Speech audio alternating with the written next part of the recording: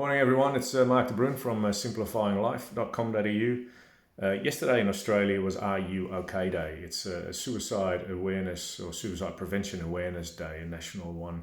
And you spell it letter R, letter U, and then letter O, letter K. Are You OK Day. And the idea is to check in with your workmates, to check in with your family, to check in with pretty much everyone. And not in a funny way, like, oh, are you okay? But seriously ask them the question, are you okay? Are you doing all right? I think it's a wonderful initiative and I support it wholeheartedly. I spoke a little bit on the stats of suicide in Australia for a network breakfast club that I'm a part of. And even though I know the stats, they always stagger. They're staggering. In Australia, and I can only speak for Australia at this point, 8 people a day commit suicide on average. And that's on a population of roughly 25 million people. So 8 people a day commit suicide.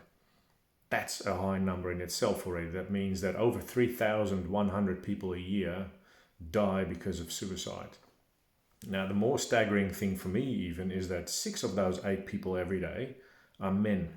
So when you look at that one, it's just ridiculous. 75% of completed suicides every day are from boys, guys, men.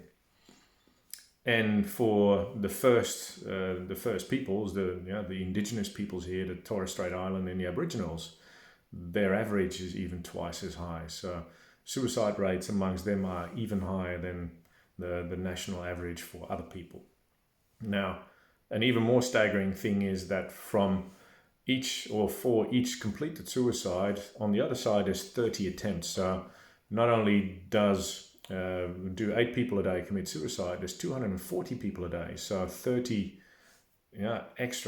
times 8 that try and take their own lives and don't succeed. They fail, which is a weird word in that context. So 30 attempts of suicide every day, 240 a day. Well, do that times 365 and you can get a really big number. The good thing for me and the hopeful thing for me is that out of those 30 people that try and take their own lives and actually do not succeed at that, 95% of them, so about 27 or 28 people out of those 30 tell me, or statistically tell the people that take those stats that they actually didn't want to die. The fairly famous story is about Kevin Hines. He's an American and he jumped off the Golden Gate Bridge. I can't remember when it was, a couple of years ago, I think. And as soon as he had all sorts of reasons why he wanted to do that, but as soon as he stepped over the railing and started falling, he went like, oh my God, what have I done? I don't want to die. Now, that's a story I hear over and over again from people that have survived suicide attempts.